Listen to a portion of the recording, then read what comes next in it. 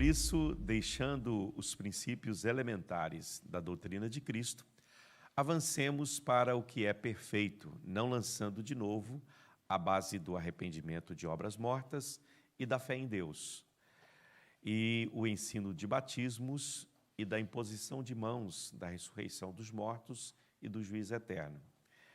Isso faremos se Deus o permitir.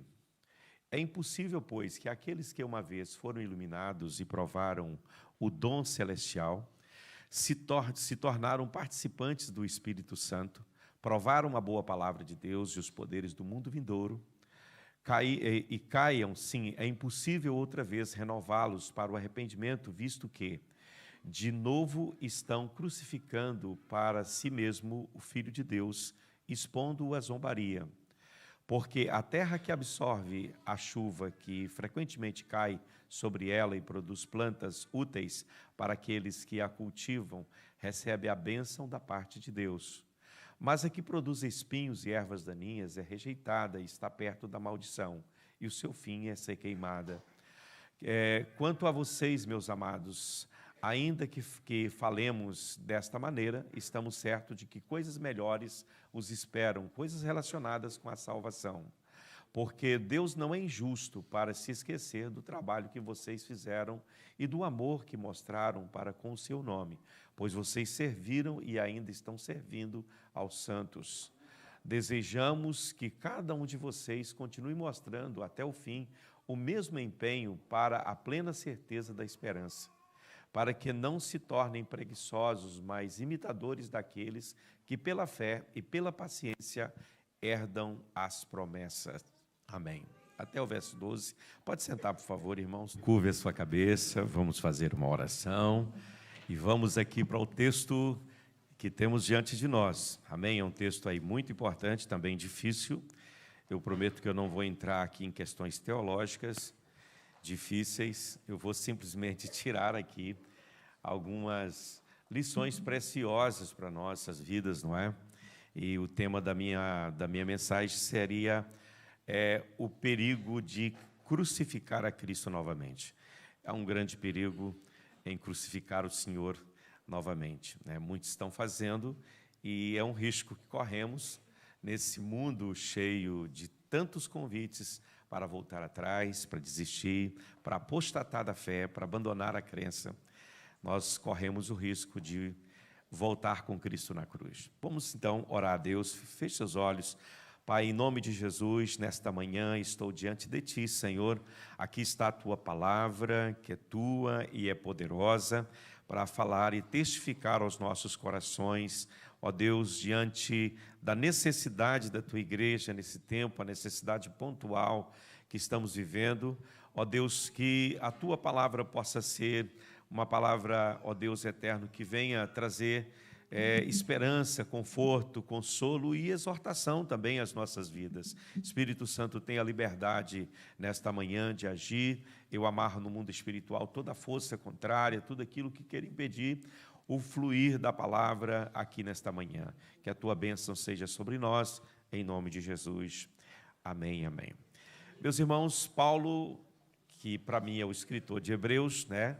Aqui alguns que pensam que foi Apolo, outros, né, Lutero, por exemplo, defendia que foi Apolo que escreveu o livro de Hebreus, e vai por aí. Na minha opinião modesta, foi o apóstolo Paulo que escreveu esta carta, a carta aos Hebreus, ou a carta anônima, conforme assim é conhecido. Essa carta ela foi escrita com o objetivo de exortar os crentes que estavam se desviando, que estavam apostatando, deixando a fé e voltando, os crentes hebreus, que estavam deixando a fé em Cristo e voltando novamente para a antiga religião deles, não é? Para o judaísmo, voltando para as práticas do judaísmo. E o escritor aos Hebreus, ele vai trazer aqui algumas provas mostrando que Cristo é superior, não é? Jesus é superior à antiga aliança, a aliança que Cristo traz é uma aliança nova e é uma aliança muito superior. Ele trouxe essa aliança por meio da sua própria carne, da sua morte na cruz. Ele fechou conosco, né, com todos aqueles que creem em Cristo, têm o direito de vida eterna e têm o direito de salvação. Amém? Aqui Paulo ele está colocando para nós, exortando esses crentes a não ficar apenas no fundamento ou nos rudimentos da doutrina, não é? Só para a gente entender aqui um pouco, uma casa, ela para se manter firme, ela precisa de um alicerce, sim ou não? Quem é construtor aqui, não é? Eu não sou construtor, mas ajudei, a minha casa pelo menos, ajudei a construir, estou ajudando a construir lá na base missionária. Mas o alicerce de uma casa é importante. A fundação de uma casa, ela é importante porque ela vai dar sustentação a toda a estrutura que será construída sobre aquele alicerce, não é? Vai dar sustentação a tudo que vier depois. Mas, por mais importante que o alicerce seja, ele não é a casa. Uma casa não é feita de alicerce. Uma casa é feita de outras coisas também, não é?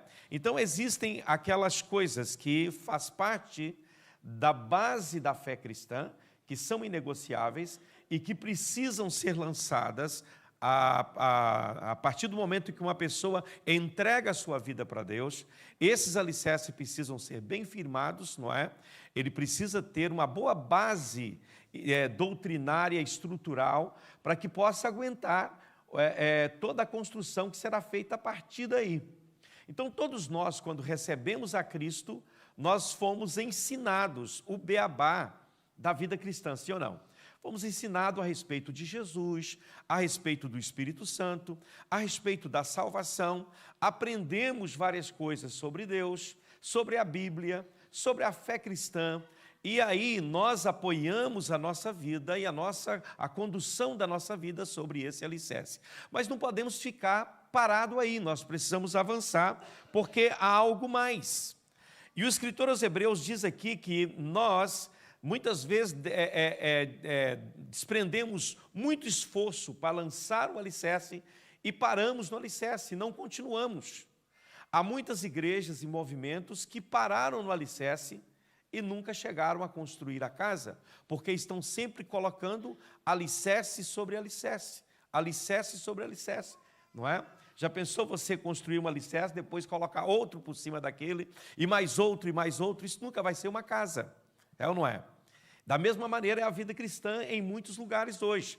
Elas ficam só no alicerce. E a vida inteira somos ensinados a respeito daquelas doutrinas básicas e ficamos nisso aí, não avançamos para coisas maiores e mais poderosas que Deus tem para as nossas vidas.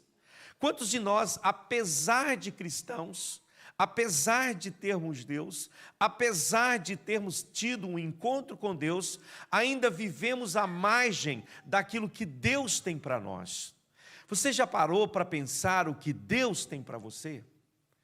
Quantas coisas maravilhosas Deus tem preparado para você? Quanta comida gostosa Deus tem para você?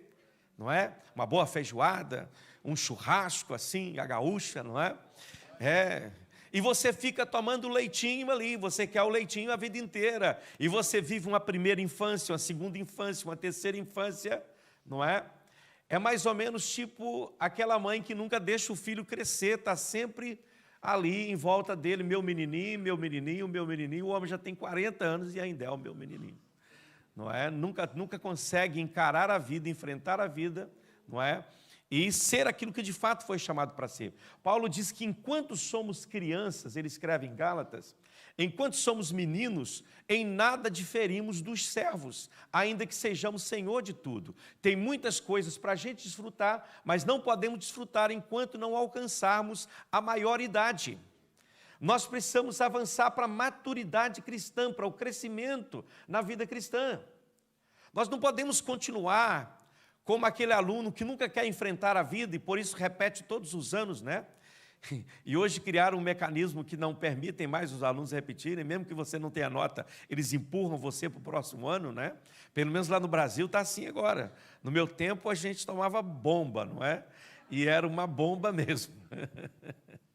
Não sei se alguém já tomou bomba alguma vez, não é? Mas é uma coisa, parece ser uma coisa ruim. Eu nunca tomei, mas parece ser uma coisa muito ruim. O alicerce, como eu disse, ele é importante, mas ele não é a casa. Nós precisamos avançar para aquilo que Deus tem para nós. Você não pode ficar parado apenas, porque isso, porque aquilo, porque... Irmão, vamos para frente. Existem coisas especiais de Deus ao nosso dispor que só podem ser desfrutadas à medida que você alcançar a maioridade. Quando Paulo fala de adoção em Gálatas, ele não está falando de trazer alguém estrangeiro e tornar o filho e participante da herança da família, não. Ele está falando de um membro da família que era uma criança, que era um menino, que alcançou a maturidade e agora pode sentar à mesa com seus pais, à mesa de negociação e usufruir dos benefícios, todos os benefícios que o pai tem ao seu dispor. Então existem coisas maravilhosas de Deus que estão ao nosso dispor, mas muitas vezes nunca avançamos ou crescemos nessa direção. Agora, se você observar aqui, Paulo ele vai trazer aqui para nós, nos primeiros versos, ele vai trazer quais são essas doutrinas que foi a base da vida daqueles irmãos hebreus e que é a base também da nossa caminhada. Nós podemos identificá-las todas aqui. Paulo vai falar de 5, pelo menos, aqui. O escritor, aliás, 6, ele traz 6 doutrinas principais. A primeira é a doutrina de arrependimento das obras mortas.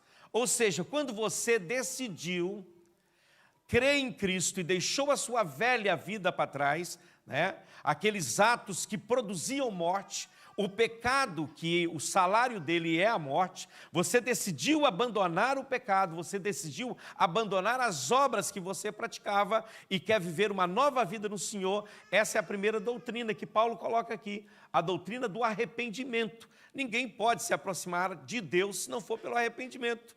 O arrependimento é diferente de remorso. Há muitas pessoas que têm remorso por aquilo que fizeram, né? O remorso e o arrependimento é muito parecido, mas são diferentes na ação na vida daquele que o tem. O remorso vai te levar à morte, o arrependimento vai te levar à vida, não é? Então o arrependimento tem a ver com o quê? Primeiramente você tem que reconhecer que você está errado. Ninguém se arrepende sem saber o quão errado está, né? Sem ter ideia de quão errado você está. Como é que você pode arrepender de algo que você desconhece? Como é que você pode se arrepender se você não é convencido de que está errado? Já ouvi muitas pessoas dizer, não, eu vou pedir perdão, mas eu não aceito, eu não estou errado, eu estou certo, mas eu vou pedir perdão a si mesmo. Então não peça, irmão, se você não está convencido de que você está errado, você está sendo um hipócrita. Ah, mas vou pedir para acabar com a contenda, isso não acaba com nada, isso é hipocrisia.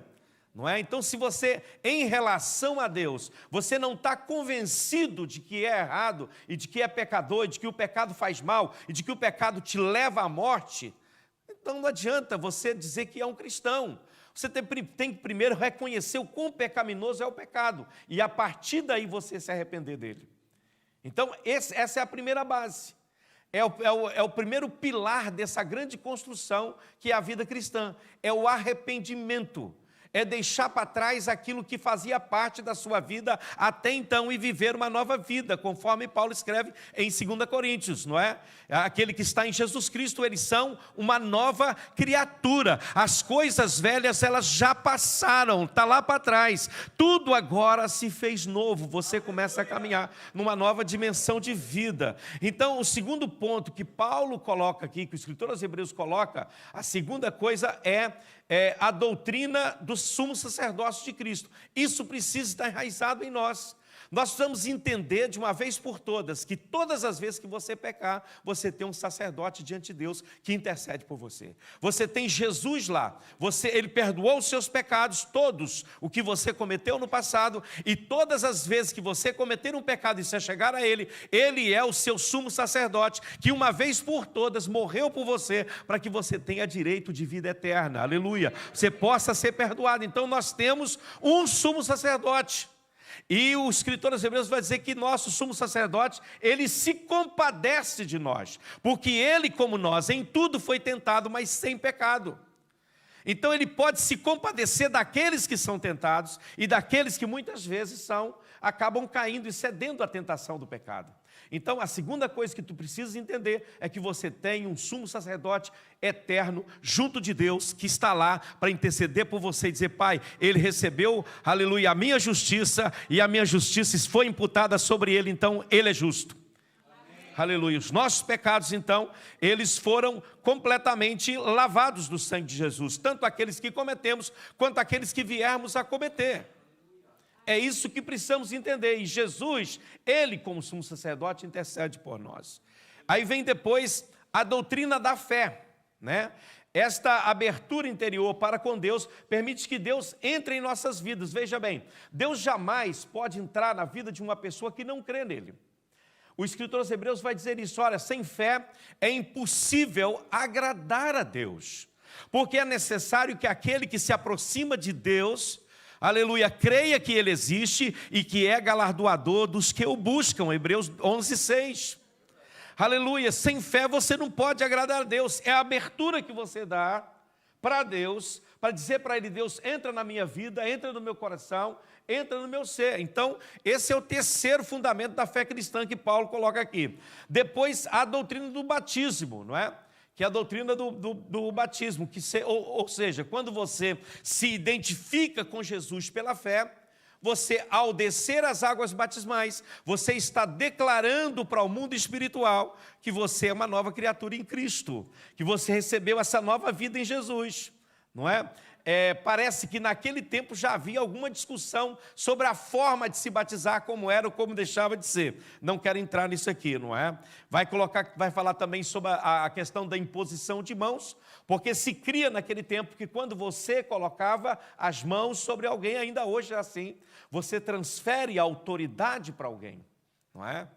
Quem já esteve do outro lado aí, do outro lado que eu digo, né, servindo ao mundo, e já esteve alguma vez em contato com alguma ala do Espiritismo, você sabe que lá no Espiritismo, né, também tem esse negócio lá de pôr a mão para receber demônios também, para receber Exus lá, não é?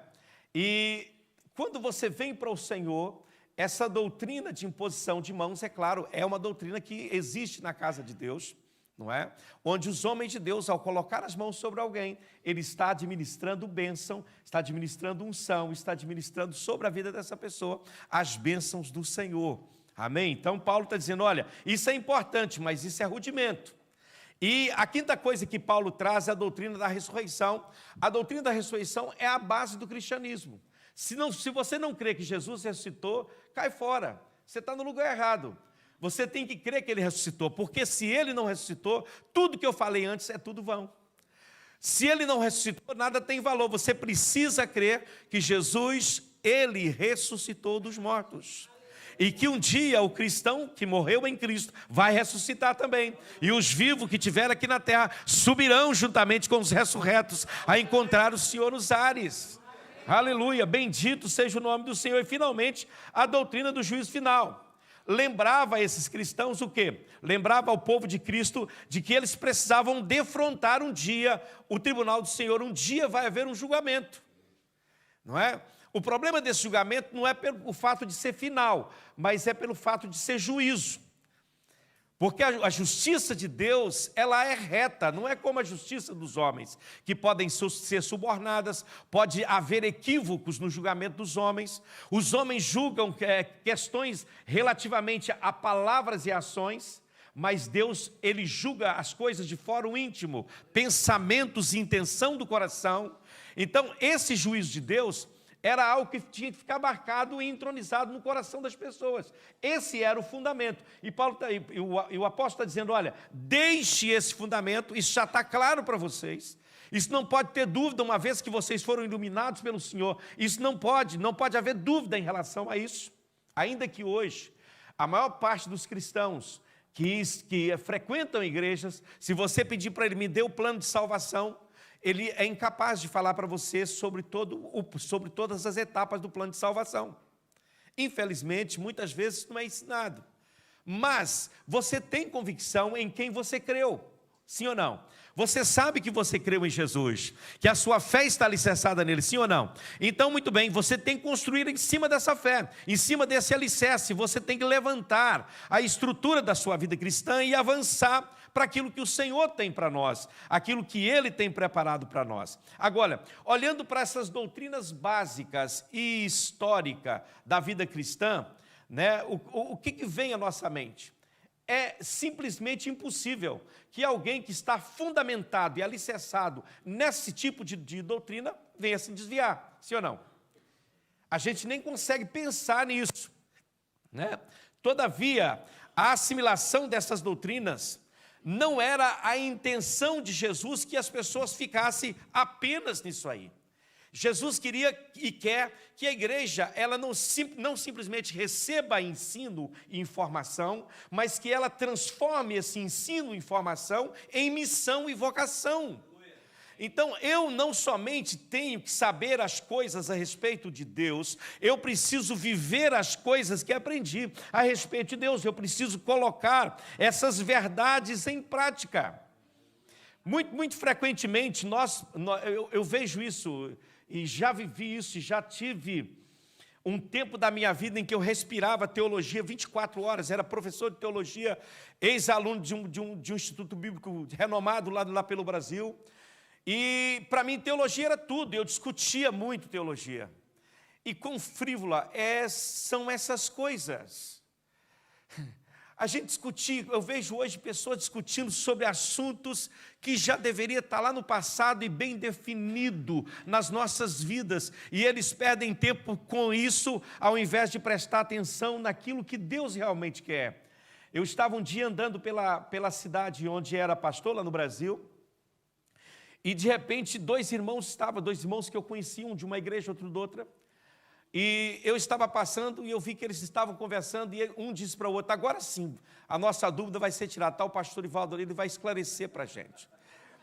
Aí vieram os dois, aí um falava uma coisa, o outro falava outra, claro, não preciso dizer o que cada um defendia, vocês já sabem mais ou menos, um era calvinista, o outro era arminianista, um defendia uma coisa, outro outra. E eu disse: gente, a minha opinião é a seguinte, vocês estão perdendo tempo com essa bobagem. Pessoas mais inteligentes do que vocês já debateram isso e não chegaram a acordo nenhum. Então, primeiro que, se existe uma questão impossível, é essa que vocês estão tentando fazer, reconciliar amigos. Alguma vez você já precisou reconciliar amigos? Pessoas que andam juntos e são amigos, precisam reconciliar? Não há necessidade, se são amigos, não é?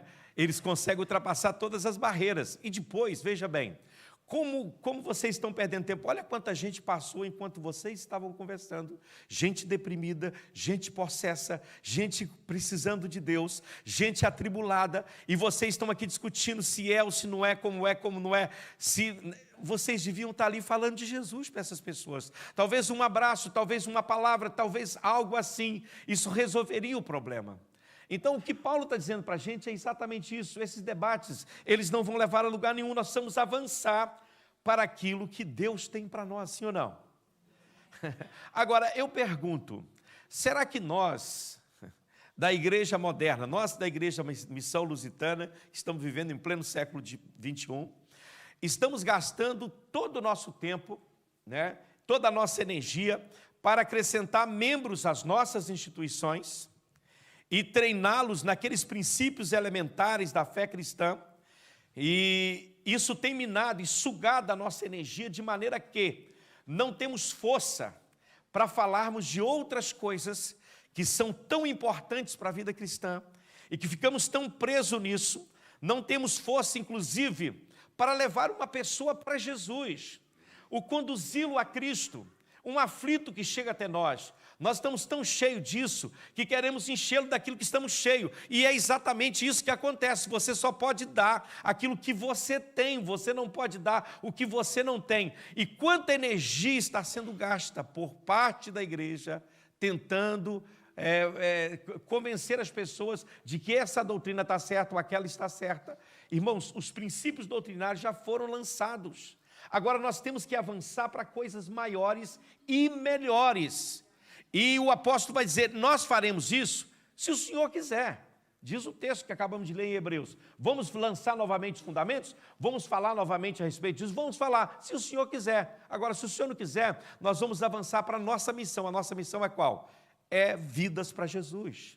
É buscar os perdidos, fortalecê-los na fé, torná-los maduros espirituais. E aqueles infantis que estão dentro da igreja, fazê-los crescer espiritualmente, amadurecê-los na palavra de Deus, através da ministração da palavra, levando-os a experiências com Deus, que vai trazer coisas muito mais excelentes para a vida de cada um de nós. Agora, o escritor, ele faz lembrar a esses crentes, os escritores hebreus, né, do que eles receberam. O que essa gente receberam não era pouco, irmãos. Pense um pouco a respeito daquilo que eles receberam, que o apóstolo vai enumerar aqui. Primeiramente, o apóstolo diz que eles foram iluminados. Eles foram iluminados. Vocês estão aí? Não ouviu um glória a Deus, irmão? Não só aqueles crentes, mas você também foi iluminado. Você estava em trevas, completa trevas. Você estava deitado à beira do abismo e não enxergava onde você estava. Você não conseguia ver que bastava uma virada para o lado e você seria lançado no abismo. Você estava tão perto do abismo como eu estou desse degrau aqui. Mas um dia, a luz do Evangelho chegou a você. A Bíblia diz que os que estavam em trevas, eles viam uma luz. E os que habitavam nas regiões da sombra e da morte, a luz brilhou. Aleluia, a luz chegou. Aleluia.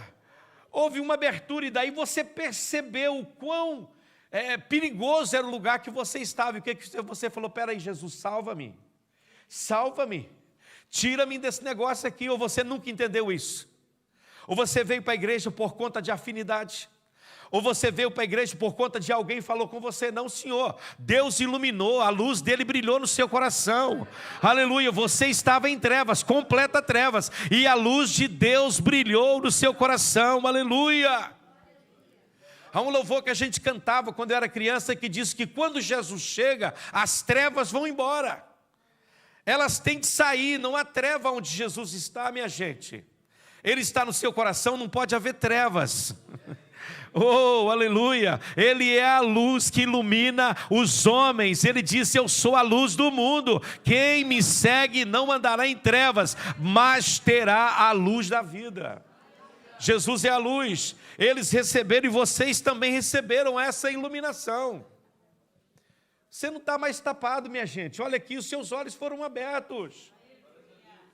Aleluia. Então declare como aquele cego de nascença que virou e disse, olha, vocês podem dizer o que quiser dizer, mas uma coisa eu sei, eu era cego, agora eu estou enxergando. Eu não via nada, agora eu estou vendo. Fale desse homem o que vocês quiserem falar. Para mim ele é profeta, para mim ele é homem de Deus, para mim ele abriu os olhos. O cego vai dizer para os fariseus, é uma coisa impressionante, que vocês dizem que ele é um pecador, entanto ele me abriu o olho. E nunca na história se ouviu de alguém que abrisse o olho de um cego de nascença. Então tem alguma coisa que não bate bem aqui. Ou vocês estão errados, ou as evidências e as provas elas não existem. Quando você é iluminado e quando o Espírito vem à sua vida, não tem como, você não tem dúvida da sua salvação. Você tem certeza. Aleluia. A segunda coisa que eles fizeram, diz o texto sagrado, que eles provaram o que significa experimentar o dom celestial. Coisa maravilhosa, não é? Deus havia dado a eles, na pessoa de Jesus, todas as coisas. Não é isso que Paulo fala em Romanos 8? Ele vai dizer assim, gente, aquele que não poupou nem o seu filho, antes o entregou por nós, como nos não dará juntamente com ele, Jesus, todas as coisas. Todas as coisas. Você já parou para pensar o que Deus deu a você para além de Jesus, juntamente com Jesus? Parou para pensar quantas dádivas? Eu vejo pessoas, não, quero esse dom, eu quero aquele dom. Sim, busque os dons, mas acima de tudo entenda, não sei quem falou aqui, acho que foi o pastor Paulo, que quantas bênçãos, quantas são, né? Chegou a cantar o corinho, né? Quantas dádivas Deus já nos deu. Como somos abençoados, minha gente. Você é abençoado, sim ou não? Então pare de murmurar em nome de Jesus e glorifique a Deus. Exalte a Deus, glorifique a Ele, exalte a Ele. É isso que o escritor está dizendo, para de murmurar, para de falar que está mal, para de falar que está ruim, para de falar que não vai funcionar. Em nome de Jesus, levante a cabeça e diz, está bem, porque Deus está comigo, Ele já me deu, e já me deu para além. Já me deu para além, para muito além. Aleluia. Oh, glória a Deus. Agora, para além de nos iluminar e para além de nos dar dádivas preciosas, diz o texto sagrado que Ele fez nos participantes do Espírito Santo, gente. Oh, alá, shurianda. Já parou para pensar o que é isso? Você é participante do Espírito Santo. Oh, glória a Deus, Ele está em você, o Espírito de Deus. A Bíblia diz, vós sois o templo do Espírito Santo, aleluia, vindo da parte de Deus, e não é de vós mesmo, aleluia, não é de você, mas veio do céu para a sua vida. Você tem o Espírito Santo morando em você? Tem o Espírito de Deus na sua vida, amém? Glorifique o Senhor então pela presença dEle. Porque se você é salvo, meu irmão, não tem como você ser salvo se você não tiver o Espírito Santo. Aleluia. Paulo escrevendo em 1 Coríntios 12, ele vai dizer, gente, ninguém pode dizer que Jesus é o Senhor se não for pelo Espírito Santo. Você não pode nem dizer que Jesus é o Senhor se o Espírito Santo não estiver na sua vida, vai ser falso. Mas quando o Espírito de Deus está em você, Ele te leva a declarar que Jesus Cristo é o Senhor da sua vida. Ele é o Senhor dos senhores, o Rei dos reis, o Deus Todo-Poderoso, aleluia. Outra coisa que eles provaram em nós também, eles provaram a boa palavra de Deus, aleluia. Que coisa maravilhosa, irmãos, esse maná maravilhoso. Eu gosto de ler as meditações do pastor Paulo toda manhã, e tem umas irmãs que colocam também lá, não é? Lá no grupo da Missão Lusitana, versículos, meditações, de vez em quando eu insiro uma lá também, não é? Me dá vontade. Eu sinto que uma palavra falou muito comigo, eu falei, coloco lá. A palavra de Deus é um maná precioso, gente, que está ao nosso dispor todas as manhãs. Aleluia. Você pode hoje ser participante da palavra, irmão, mas o descrente também lê a Bíblia, lê diferente. Os descrentes não têm o Espírito Santo, eles podem até ler, e muitas vezes lê para a própria condenação. Agora, você quando examina as Escrituras, ela é alimento. Só a leitura simples da palavra de Deus, ela já transborda o seu coração, é algo impressionante. Aleluia, glórias a Deus. Aleluia, em quinto lugar, e Paulo encerra aqui as bênçãos que eles receberam.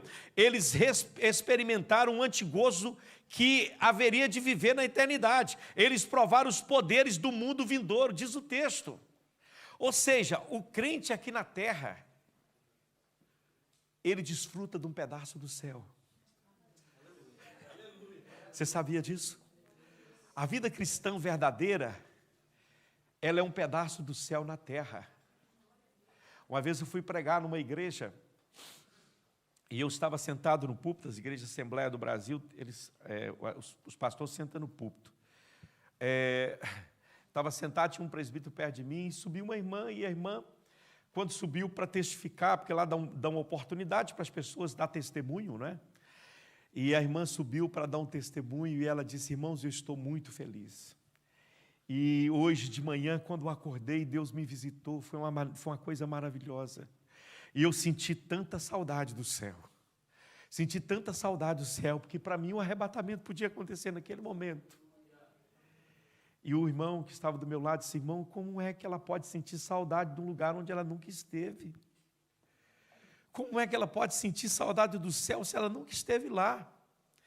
Ela está errada. Eu falei, não, irmão, claro que não, ela está certa. Porque o verdadeiro crente, ele desfruta do céu na terra. É um pedacinho do céu a nossa vida aqui, irmão. Oh, aleluia. Hoje pela manhã, quando o Senhor me despertou para orar, e eu fui dobrar o meu joelho e orar, Deus me visitou, disse, Deus, se isso é maravilhoso, eu imagino o céu. Aleluia, a tua presença é tão forte, é tão gloriosa, e é isso que nós experimentamos. Agora pense um pouco, pare um pouco e pense. Você no lugar dessas pessoas, desses cristãos hebreus. Quem viveu tudo isso que eu acabei de dizer aqui agora, é possível essa pessoa desviar? É possível essa pessoa deixar o caminho?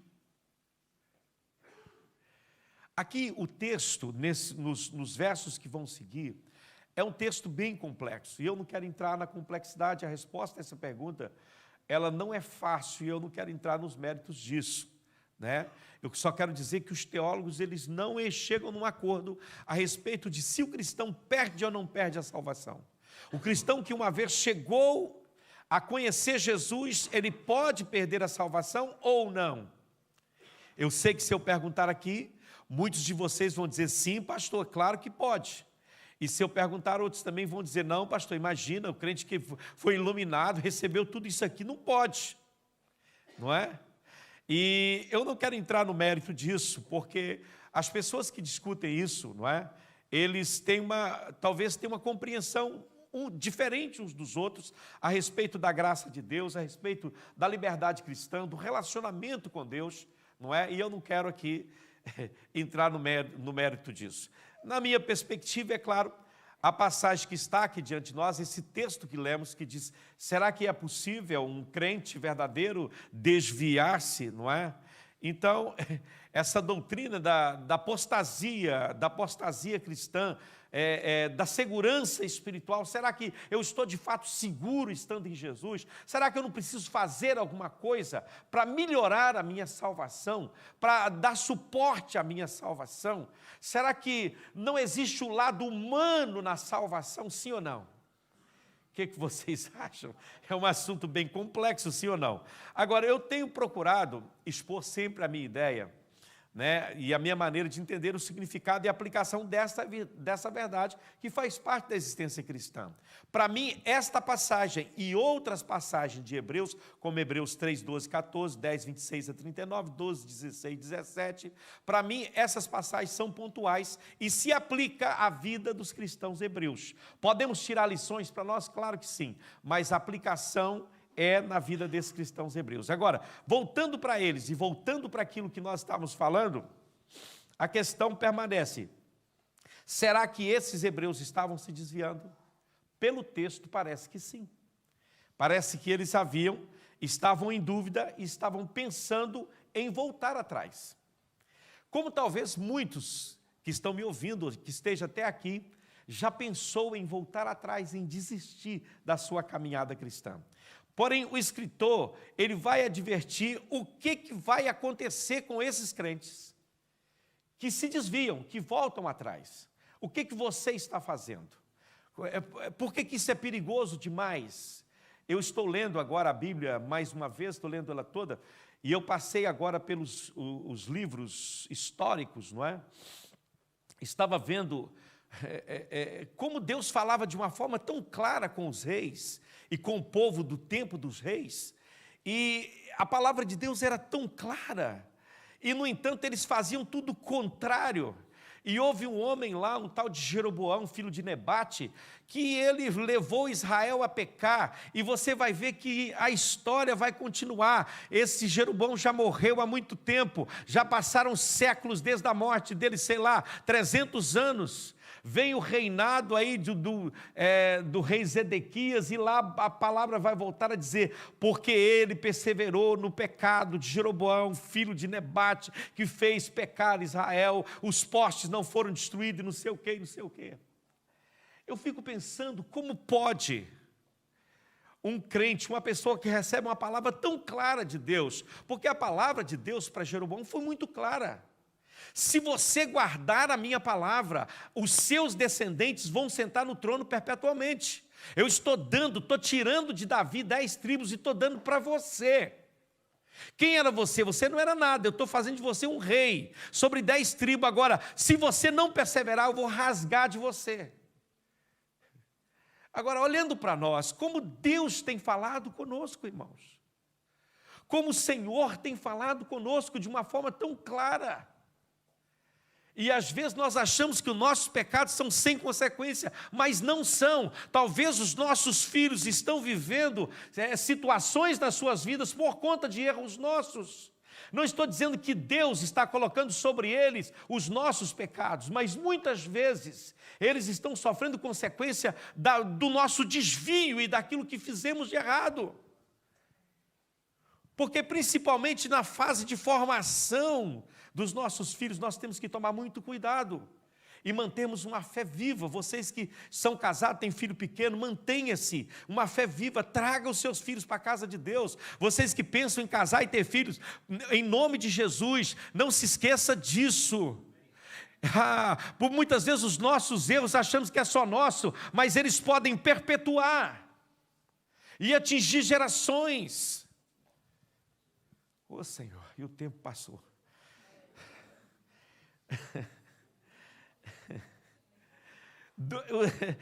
Este escritor os adverte do que aconteceria se eles abandonassem Jesus.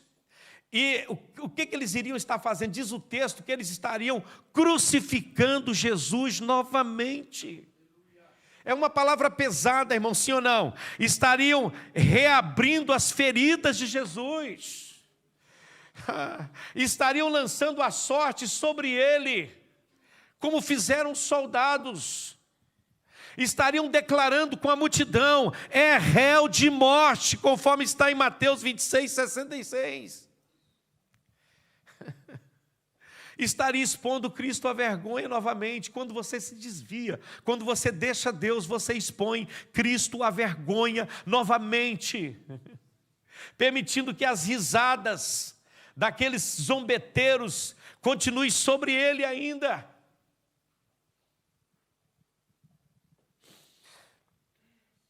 Quando você se desvia e deixa Deus, é como se você dissesse: nós provamos e descobrimos que ele é falso.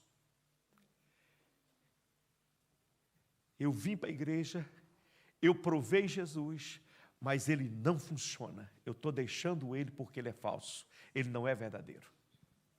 É dura a palavra, mas é isso que o escritor está dizendo aqui. Ele não cumpre o que prometeu. Quando você o deixa, você não pode deixar Jesus. Você não pode abandonar o Senhor. Ele é o seu Deus, porque se você o fizer, não tem mais remédio. Não tem, irmãos. Os nossos irmãos, os cristãos do primeiro século, eles viveram perseguições.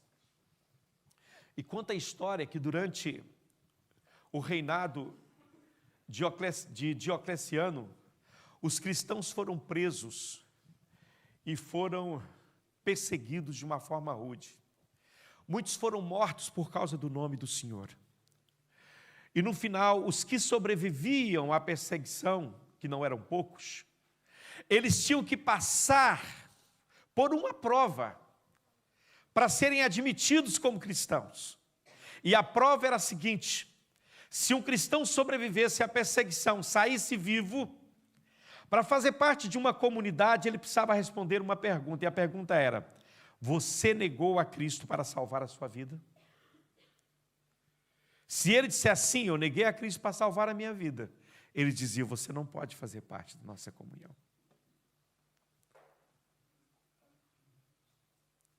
Estão aí?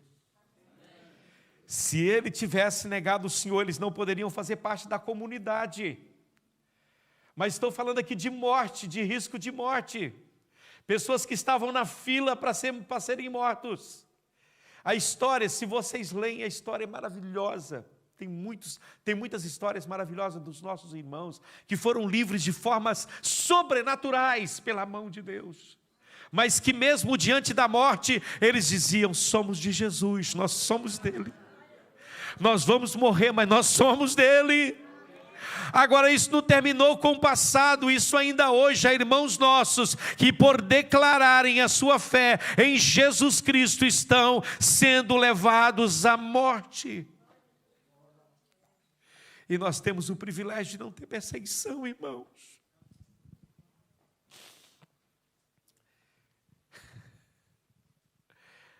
Estão aí? Meu Deus. Levar de volta a salvação, uma pessoa que já foi iluminada e voltou atrás, é uma tarefa difícil, e o escritor aos Hebreus diz: impossível. Impossível. Estão aí? Impossível. Pois seria dizer que a morte de Jesus, que foi realizada lá na cruz, de uma vez por toda, não foi suficiente. É sermos hipócritas ao participarmos disso aqui. Se você achar que é possível você trazer de volta alguém que apostatou da fé, que declarou abertamente que não crê em Jesus, você trazê-lo à iluminação novamente, é uma tarefa impossível. Eu não estou falando de pessoas que se desviam, às vezes até caem, mas que Deus ainda olha para eles. Mas para aqueles que negam abertamente a sua fé no Senhor. Porque para você dizer que essa pessoa pode ser reencaminhada novamente, você teria que colocar um novo alicerce, e esse alicerce não seria Cristo. Porque se ele rejeitou a Cristo, o escritor aos Hebreus no capítulo 10 diz que não tem mais jeito.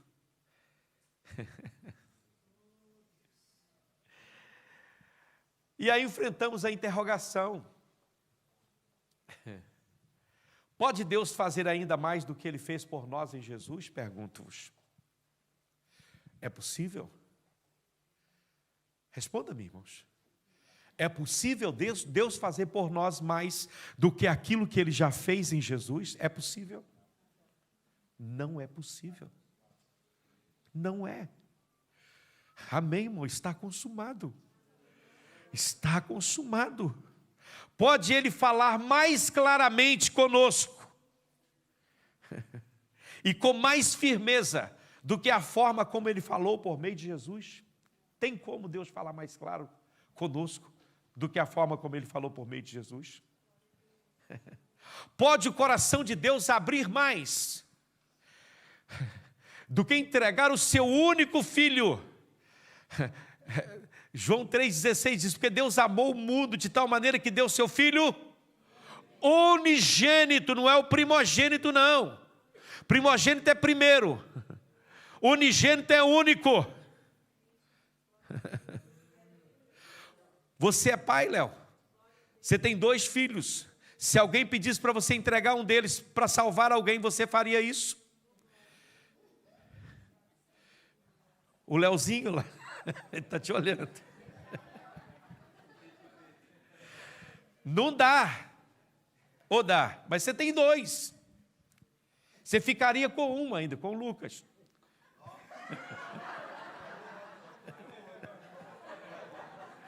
Nem ele quer ir, está vendo? Agora, pode um pai, pode alguém abrir o coração mais do que Deus abriu? Aleluia, para mim não existe.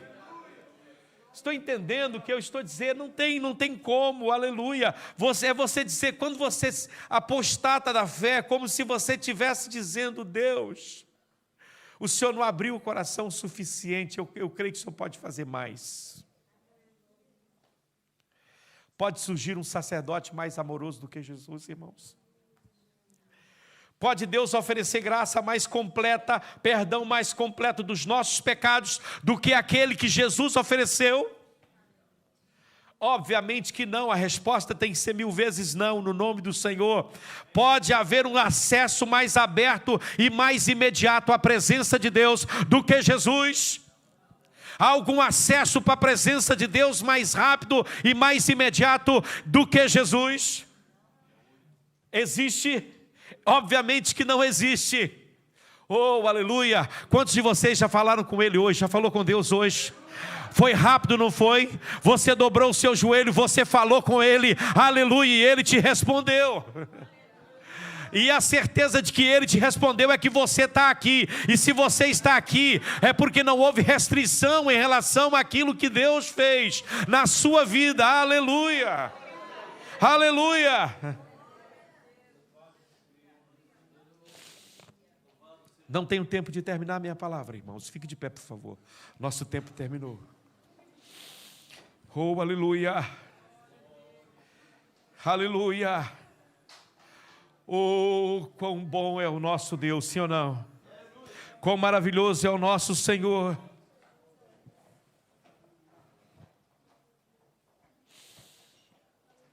Aleluia! Quanto louvor está chegando aqui. Eu quero que você pense a respeito disso. Eu li uma lenda que eu vou dizer aqui é uma lenda dos escritos antigos. Eu gosto muito dos escritos antigos.